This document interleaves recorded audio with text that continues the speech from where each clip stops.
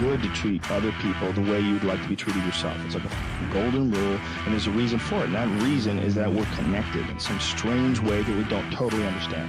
And unless you are good to other people around you, unless you're kind and friendly and warm and loving, you're not going to enjoy this life. You're just not.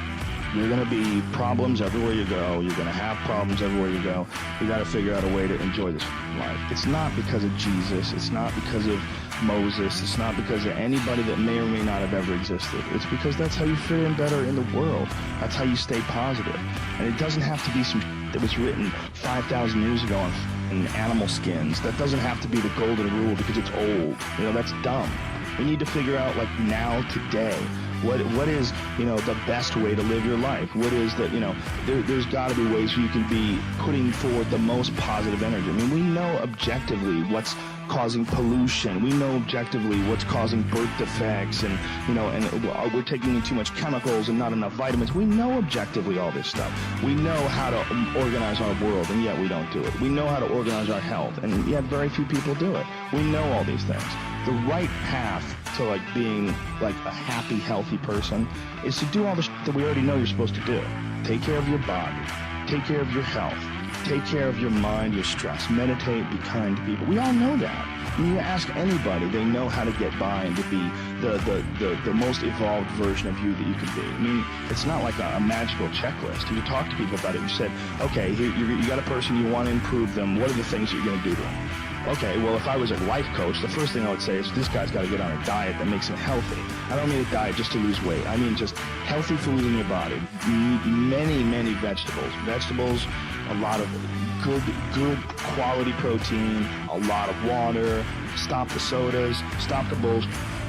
Start working out your body and get a better sense of, like, how this machine feels when it's moving, it's flowing better, there's less tension in it, your mind feels like relaxed, and you enjoy every single moment of the day better. Step one, everybody knows that step, right? What's step two? Be cool to people. Be nice to as many people as you can. Smile at as many people as you can. Have them smile back at you. Tip well when you go to restaurants. Just do the most you can. Be as nice as you can, you know, and just still manage to not have people walk all over you. Just get through this life as nice as you can. What else? Do what you want to do with your life, right? Don't go be doing something you don't enjoy.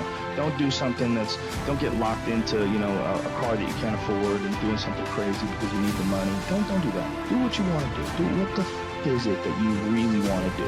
Because if someone else is doing it, you can do it, you know? I mean, everybody makes their own path through this world, but a lot of people don't follow the path that they really feel pulled to, you know, because for whatever reason, they got negative programming.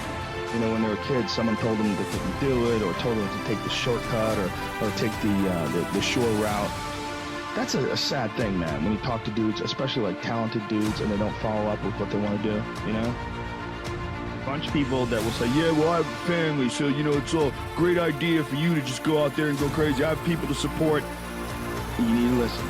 Stop saying that. Stop saying any of those things. Every single person who has ever done anything worthwhile or exceptional or difficult or extraordinary, anyone, whether it's great artists or authors or mathematicians or whatever it is, everyone encounters difficulties. There is no easy road. It does not exist. It is impossible.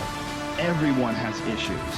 If you have time to pursue a hobby, if you have time to do anything in your life, you can better yourself. Here's one way you never better yourself.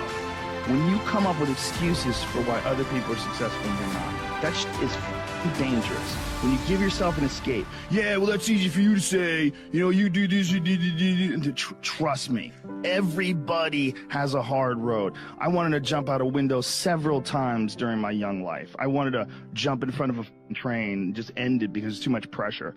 Not really, but you know what I'm saying, theoretically.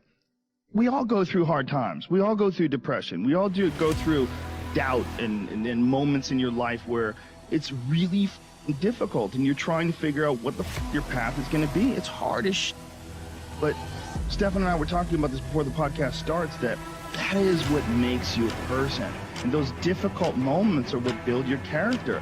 Show me a great man who's the son of a great man. And that's what we're saying. These kids that are born billionaires, you're never going to be a self-made person. You have a backup trust for your backup trust for your trust, and you're man. I'm fascinated by martial arts. I'm fascinated by comedy. I'm fascinated by many, many different things. I don't understand when people say they're bored, because if I had the time to live 100 lives, I'd be speaking different languages. I'd be living in different countries. I would try a number of different careers, because I think there's a lot of unbelievably fascinating, puzzling, complex things that you could study in this world. That's just me and my personality, but that's a personality also that I've cultivated over years of Were you like challenges. that as a kid too?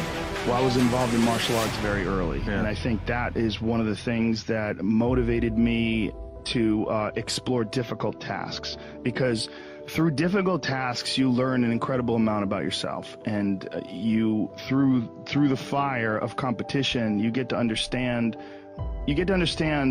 motivation. You get to understand the resistance that you have inside your mind to doing hard work. You get to understand the rewards of discipline. Like, you don't truly appreciate relaxation unless you've worked hard. And that is the yin and the yang of life. And I've said this to the point of people getting sick of it, but one of the worst decisions a man can make, I can only speak for men, obviously, is to be comfortable.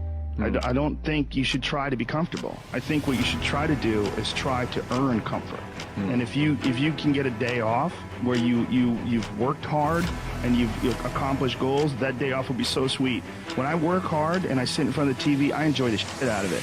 I put my feet up, I have a nice drink, you know, I enjoy one my of those free chairs time. that knids your back or something like that? I do have one of those. Do you really? Those are great. They're great, right? Yeah. I don't use it that much though. Honestly, I'm more of a workaholic than I should be, probably. If the balance was, I probably should relax more than I do, but I never feel like I earned it. But that's part of the reason why when I do feel like I earned it, I can enjoy it. It's because I am more connected to the idea that I need to accomplish things. And it's not like for anybody else's benefit other than my own, or anybody else's approval other than my own. When I have a task, whether it's today I'm going to write 1,000 words, you know, or 2,000 or whatever the number is.